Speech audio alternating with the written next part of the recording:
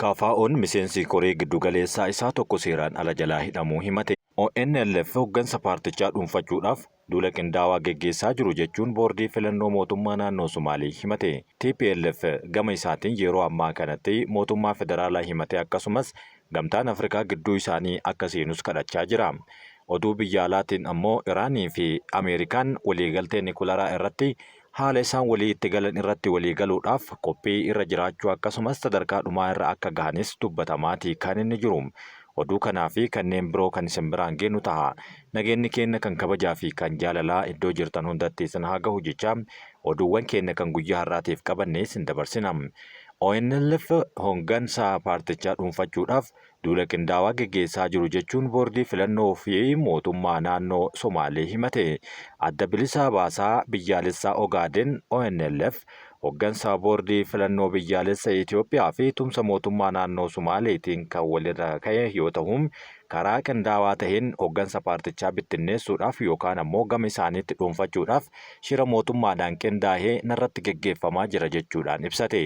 Giddu seentummaan kunis waliigaltee erga bara 2018 nagaha mallatteeffamee mootummaa federaalaa waliin kan mallattaa'e yoo yaadachiisan balaadhaaf saaxiluu qofa osoo hin taane itti yaadamee dhaabbaticha gara waldhabdee hidhannootti dhiibaa jira jechuun akeekkachiisee jira. Giddu seentummaan kunis waliigaltee nagahaa bara 2018 mootummaa federaalaa waliin mallattaa'ee balaadhaaf saaxiluu qofa osoo hin taane itti yaadamee dhaabbaticha gara waldhabdee hidhannootti dhiibaa jira jechuun kan akeekkachiisa kenne yoo ta'u duulli qindaawaan kunis maqaa dhaabbaticha xureessuu fi mootummaan federaalaa waliigaltee bara 2018 mallatteessee hojiirra oolchuu dhabuu isaatiin dadhabbina isaa dhoksuudhaaf jecha gara keenyatti kaayyeeffateera jedhama. Koreen hojii raawwachiiftuu paartichaa ibsa caamsaa 15 karaa waajjira muummee isaa Jigjigaatti argamuun baaseen duulli kun hooggantoota paartii dimokiraatawaa ta'een filataman koree giddugaleessaa fi caasaa heera mootummaa diiguudhaaf akka ta'e beeksiseera. Duulli kun hooggansa boordii filannootiin bulchiinsa mootummaa naannoo Somaalee waliin ta'uudhaan geggeeffamaa akka turee fi ONLF akka dhaaba siyaasaatti akka inni itti hin fufne qeequudhaan naannicha keessatti kanneen mootummaa amanamoo ta'an bakka buusuudhaaf kan kaayyeeffate ta'uu ibsi kun ni hima. Tarsiimoon itti fayyadama jiru dogongoraa fi naannicha keessatti tasgabbii dhabuu fi waldhabdee illee uumuu danda'a jechuun akeekkachiisa biraa immoo kenneera. ONLF garee dhaabaa ergamtuu jedhee maqaa itti moggaasee irraa ibsa kennameen kan mudachaa jiruu fi waajjiraalee paartichaa naannicha keessa jiran caasaa isaaniitti fayyadamuudhaan akka hin sochoone dhorkamuus beeksisee jira. Jalqaba baatii eeblaa darbe keessa gartuun adda bilisa baasaa Ogaaden dura taa'aa isaa Abdurrahmaan Mahdii gocha tokkummaa paartichaa balaadhaaf saaxila jedhe keessaa hirmaataniiru jechuudhaan aangoo irraa kaasuun isaanii yaadatama. Dura taa'aa dhaabbatichaa Abdurrahmaan Mahdiin aangoo irraa kaasuudhaaf sababoota adda durummaadhaan ka'an keessaa bara 2018 waamicha mootummaa fudhatee biyyatti erga seenee booda waadaan qabsoo karaa nagahaa geggeessuudhaaf ummataaf galee akka hin raawwatamneef socho'aa turuu isaa jechuudhaan jalqaba irratti eereera. Akkasumas sochiin nama kanaa tokkummaa dhaabbatichaatiif balaa saaxiluu fi waadaa qabsoo karaa nagahaa geggeessuudhaaf galee kan faallessu jechuun himateera.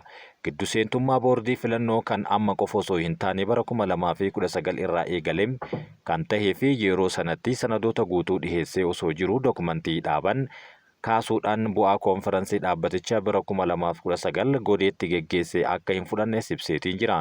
Kunis hooggantoota paartichaa filaman diiguudhaan namoota siyaasaa mootummaadhaaf amanamoo ta'an bakka hooggansaatti kaa'uu yaalii taasifamu ta'uu beeksise. Hooggantoota walgahii koree giddugaleessaa paartichaa kan dhiyeenyaa kana geggeeffame jedhamee gabaafameen kanneen filataman akka hin fudhanne akeekkachiiseera. Boordiin filannoo walta'iinsa seeraan alaatti bobba'uu eeruun kan qeeqee fi qaamoleen idil addunyaa akka gidduu seenan kan gaafate dhaabni kun dhaabbata mootummoota gamtoomanii fi gamtaa Afrikaas dabalatee qooda fudhattoonni hundi Itoophiyaan nagahaa fi mirga siyaasaa sarbaa jira jechuudhaanis himateetii kan inni jiru. Gama boordii filannoo biyyaalessaatiinis tahee gama mootummaa federaalaatiin hanga ammaatti deebi'ee tokkollee kan hin jirredha. KFO'n miseensi koree giddugaleessaa tokko seeraan ala na jalaa hidhame jechuun himatee jira. Miseensi koree giddugaleessaa koongirensii federaalawaa Oromoo fi koree KFO godina Jimmaa kan ta'an obbo Tokkummaa Margaa Akka lakkoofsa faranjiitti eebila 30 bara 2025 to'annoo jala ooluu paartichi beeksise. Paartichi hidhaa miseensa isaa kana seeraan ala kan jedhee fi KFO'n ibsaa kaleessa caamsaa 14 baaseen ammoo obbo Tokkummaan eebila 30tti tilmaamaan naannoo sa'aatii 4tti bakka hojii isaanii magaalaa Jimmaatii humnootaan fudhatamaniira jechuun dubbateera. Obbo Tokkummaan yeroo ammaa magaalaa Jimmaa waajjira poolisii lammaffaatti hidhamanii akka jiran kan eere yommuu ta'u paartichi hanga ammaatti mana murtiittis hin dhiyaanne jedheera. Paartichi dhimma kana ilaalchisee caamsaa 2 bara 2025 boordii filannoo biyyaalessaa Itoophiyaatiif barreeffamaan beeksisuu fi boordii filannoo gama isaatiin caamsaa 8 xalayaa barreesseen hidhamuu obbo Tokkummaa ilaalchisee Komishinii Poolisii Oromiyaa irraa ibsa akka gaafate ta'us hanga ammaatti garuu deebii akka hin arganne dhaabni kun ibseera. Ibsichi itti dabaluudhaan miseensa ol'aanaa dhaaba siyaasaa seeraan beekamtii argatee ajaja mana murtii yookaan sababa seeraa ifa hin taaneen hidhamuu isaa fi akkasumas sirnaa fi qajeeltowwan heera mootummaa ifatti cabsuudha jechuunis himateetii kan inni jiru. Paartichi ibsa isaatiin koreen miseensa giddugaleessaa kun obbo Tokkummaa Margaa hatattamaa fi haalduree tokko malee akka gadi lakkifamu qaamolee nageenyaa gocha kana raawwatan ammoo akka qoratamu jechuudhaanis gaafatee jira. Kana malees sababni seeraa obbo Tokkummaan hidhatamaniif yookaan hidhatti darbatamaniif ifatti ibsamuu fi mirgi adeemsa sirrii argachuu isaanii kabajamee hatattamaan seeratti akka dhihaatan akkasumas hidhaa fi doorsisaan miseensaa fi hooggantoota KFO siyaasaadhaan kakaafame hundi akka dhaabbatu jechuunis gaafatee jira. KFO'n ibsa kanaan qooda fudhattoonni biyyaalessaa fi idil addunyaa sarbama kana akka balaaleffatanii fi qajeeltowwan haqaa dimokiraasii fi kabaja dhala namaa akka kabachiisan jechuun waamicha dhiheesseetii kan inni jiru. Ibsi biraa ammoo TPLF mootummaa federaalaa Itoophiyaa himatee jira. Himachuu qofa osoo hin taane Komishiniin Gamtaa Afrikaa gidduu isaanii akka seenus gaafate. Waliigaltee Piriitooriyaa hojiirra oolchuudhaaf mootummaan federaalaa kutannoo hin qabu jechuudhaan kan himate paartiin kun adda bilisa baasaa uummata Tigraay jechuun kan of waamu TPLF waliigalticha mallatteessee jaarmiyaa siyaasaa seeraan alaa ta'uun isaa boordii filannoo biyyaalessaa Itoophiyaa labsuun waadaa kana keessaa bahuu isaa mirkaneessee jira.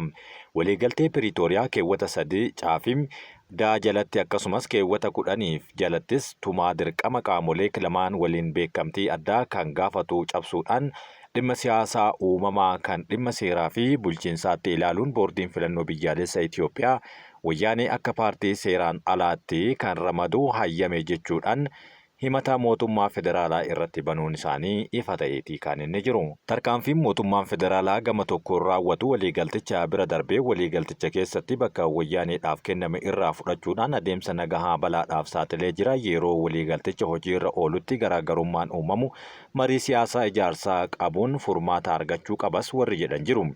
Kanaaf ammoo Komishiniin Gamtaa Afrikaa walgahii ariifachiisaa waamee dhimmicha irratti mari'achuu fi paartilee lamaan gidduu isaanii giddu galeessa taasisuu fi dhimmicha ajandaa mana maree nageenyaa fi naannawaa akkasumas kan nageenya Afrikaa keessa akka galchuu akkasumas mootummaa Itoophiyaa murtee filannoo Itoophiyaa yeroo biraatti dabarsuu hangi kun galma ga'utti akka tursiisuu dhiibbaa akka godhu jechuudhaan waamicha biraa dhiheessee kan inni jiru. Dambiin abbootiin murtii naannoo Amaaraa miidiyaa hawaasaa kamiinuu dhimma siyaasaa irratti yaada akka hin ibsanne dhorkuu hime. Abbootiin murtii naannoo Amaaraa dambii siyaasaa, amantii yookaan dhimma hawaasummaa falmisiisaa ilaalchisee miidiyaa hawaasaa kamuu irratti yaada isaanii ibsuu dhorkuu dambii baasaniitii kan isaan jiran. Seerri kun abbootii murtii naannichaa miidiyaa hawaasaa fayyadama hordofuu fi miseensa ta'uu kan dhorkuudha. Dambiin kun ammoo naamusaa fi naamusa abbootii murtii fi muddamtoota mana maree kibxata caamsaa 5 bara 2017 ilaallata. Manni murtii waliigalaa naannoo Amaaraa bulchiinsa abbootii seeraa naannoo Amaaraa dambii kana raggaasiseera. Dambichi ammoo guyyaa jedhame kanarraa eegalee hojiirra akka oolus murteessee jira. Labsii mana maree bulchiinsa abbootii seeraa manneen murtii naannoo Amaaraa fooyyessuudhaaf bara 2014 aangoon seeraa naamusaa fi naamusa abbootii murtii fi muudamtoota mana maree buusuu mana murtii waliigalaa jalatti kan kennameedha jedhameera. Dambiin naamusaa fi naamusaa hanga ammaatti hojiirra ture garuu bara 2007 bahee kan jedhedha. Manni murtii waliigalaa naannoo Amaaraa ibsa tibbana baaseen ammoo dambiin kun dhimmoota hedduun kan hammate ta'us dhimmoota ifa hin taane ifa gochuudhaaf fooyya'ee jira jedhan. Sababni dambii haaraan kun ba'eef manni murtichaa fayyadama miidiyaa hawaasaa abbootii murtiitiin kan seeraan kana dura irratti hin hammatamne yeroo ammaa kana ammoo akka keessatti hammatamuu barbaachisaa ta'ee waan argineef jedhaniiru. Tiraamp Ameerikaa fi Iraan waliigaltee nukilaaraa ga'uuf ta'u jechuun dubbate. Pireezidaantiin Ameerikaa Doonaald Tiraamp Iraan haala waliigaltee niwukilaraa Ameerikaatti waliin taasiftu fudhatteerti jechuun dubbateetii kan inni jiru. Dhiheenya kana naannoo baha giddugaleessaa keessatti daawwannaa ajaa'ibsiisaa taasisaa kan jiru Doonaald J. Tiraamp haasaa isaanii Arab Emireetii fi Kaatar akkasumas Saawud Arabiyaatti taasisaniin Iraan waliigaltee kana ni fudhatti jechuun dubbateera. Kanaan dura gorsaan hoogganaan ol aanaan Iraan akka dubbatetti garuu Teheraan qoqqobbiin akka irraa kaafamuuf jecha sagantaa niwukilaraa ishee irratti waliigaltee uumuuf fedhii ni qabdi jechuunis dubbateera. Ameerikaan garuu Iraan meeshaa niwukilaraa akka hin hojjenneef gabbisa yuuraaniyeemii ishee dhaabuu akka qabdu cimsitee kan mormitudha. Iraan garuu sochii niwukilaraa ishee guutumaan guututti dhimma misoomaatiif malee waraanaaf akka hin fayyadamne kan haasoftudha. Tiraamp kamisa daawwannaa guyyoota hedduu galoo galaanaa irratti taasisan kan biyya lammaffaa Kwaatar keessatti haasaa yeroo taasisanitti sagantaan niwukilaraa Iraan irratti waliigalteen dhiyootti akka taasifamu abdiin qaba jedhuun eeree jira. Tiraamp Dohatti hooggantoota daldalaa waliin erga wal arganii booda Iraan keessatti niwukilarri tokkollee barbadeessuudhaaf fedha hin qabnu jedhe. Kana gochuu osoo hin barbaachisin tarii waliigaltee tolfachuutti dhihaachaa jirra jechuunis dubbateera. Kana booda gabaasaalee waa'ee Iraan ilaalchisee bahan kanneen biyyattii haalawwan irratti waliigalteetti akka ta'u nan amana jechuunis Doonaald Tiraamp dubbate. Gorsaan hoogganaan ol aanaan Iraan Ayatollah Ali Khamenei akka dubbatanitti garuu gaaffii fi deebii miidiyaalee biyya keessaa waliin godhaniin Ameerikaa waliin kan taasisan Teheraan sagantaan niwukilaraa ishee irratti daangaa bal'aa fudhachuudhaaf fedhii akka qabdu dubbatanii turan. Ameerikaan qoqqobbii irra kaa'attu ta'uun kuufama yuuraaniyeemii baay'ee badhaadhina qabu ni dhiifti jechuun ammoo yoo dubbattu garee warra Iraan garuu kana faallaa isaanii haasahaa jiru. Mariin tibbana sagantaa niwukilaraa Teheraanitti taasifamaa ture dilbata darbee kan xumurame yoo ta'u gareen lachuu irra deebi'anii wal arguudhaaf walii galanii gargar bahuun isaanii garuu kan yaadatamudha. Ergamaan Ameerikaa baha giddu galeessaa Steve Witkoff marii amma taasifamee abdachiisaa ta'uu kan himan yommuu ta'u, ministeerri dhimma alaa Iraan Abbas Araghchi ammoo ulfaataa ta'uu garuu faayidaa qabeessaadha jechuunis ibseetii kan inni jiru. Tiraamp waliigaltee niwukilaraa kanaan dura Iraanii fi humnoota addunyaa biroo 5 gidduutti bara 2018 keessa turan keessaa ba'anii kan isaan jiran. Kanaan dura mariin haaraan ebla keessaa eegale kun yoo hin milkoofne ta'e dhaabbileen niwukilaraa Iraan irratti tarkaanfii waraanaa fudhachuu akka danda'us akeekkachiisee ture. Qondaalli ol aanaan Ameerikaa tokko mariin yeroo dhihootti geggeeffame sa'aatii 3 ol kan fudhate ta'uu dubbatee marii kana gara fuula duraatti tarkaanfachuu qaamolee teeknikaatiin hojiin itti fufuudhaaf waliigalteen irra garuu akka gahame dubbateera. Kun gara bu'aa qabatamaatti akka jijjiiramuufis qaamoleen lamaan tarkaanfii jalqabaa akka cimsan ni eegama. Bara darbee haleellaa misaa'ilaa Iraan Israa'el irratti geggeessite hordofee Israa'el ammoo buufata gabbisa niwukilaraa Iraan haleeluu ishee beeksifteetii kan isheen turte. Israa'el Filisteemonni Gaazaa gadhiisanii akka bahan ajajje. Israa'el haala erga waraanni eegalee argame as kan hin beekamneen Filisteemonni hedduun isaanii Gaazaa gadhiisanii akka bahaniif ajaja dabarsitee jirti. Raayyaan ittisaa Israa'el magaalaa Gaazaa haleellaadhaan barbadaahee kan nageenyi ishee hin mirkanoofne jechuudhaan kan adda baase yoo ta'u, jiraattonni magaalicha keessa jiraatan haleellaa cimaa raawwachuudhaaf karoorfameen dura nageenya isaaniitiif jecha naannicha gadhiisanii akka bahan irra deebitee akeekkachiifteetii jirti. Gamoonni Israa'el adda baafaman keessaa gamoowwan Yuunivarsiitii Islaamummaa, Hospitaalli Al-Shifaa fi manneen barnootaa duraanii 3 keessatti kan argamanidha. Israa'el Hamaas gamoowwan kanneen akka giddugala ajajaa fi to'annootti itti fayyadamaa akka jiru eeruudhaan amma yeroo dhihootti barbadeessuudhaaf karoorfachuu isheetiin uummanni akka gadhiisee bahu ajaja kennitee jirti. Aangawoonni naannichaa fi dhaabbileen gargaarsaa gama isaaniitiin iddoowwan kanneen keessaa namoota nagaa kumaatamaan lakkaa'amantu dahatee jiraata jechuun ni ibsu. Namoonni iddoowwan kanneen gadhiisuudhaaf yeroo akka isaan barbaachisu kan ibsan yommuu ta'u, murteen kun namoota hedduu irraan miidhaa qaqqabsiisuu akka danda'u akeekkachiisee jira. Tarkaanfiin kun Israa'el Gaazaa keessatti duula waraanaa cimaa bal'isuudhaaf akka jirtu mallattoo yaaddessaa ta'eera.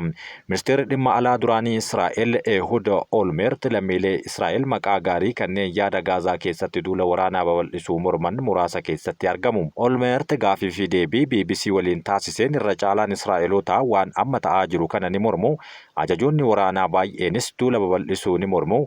Waraanichi garuu amma akka dhaabbatu barbaadna jechuun dubbateera. Ministeerri muummee Israa'el Benjaamin Netanyaahuu irratti qeequmsa cimaa fi irra deddeebiidhaan kan dhiyeessan Olmert ilaalcha waraanni baatiiwwan 20 geggeeffame dhiibbaa haamilee diinagdee biyyattiitiif ejjennoo idil-addunyaa irratti qabutu irratti yaaddoo akka qabanis kan agarsiisudha.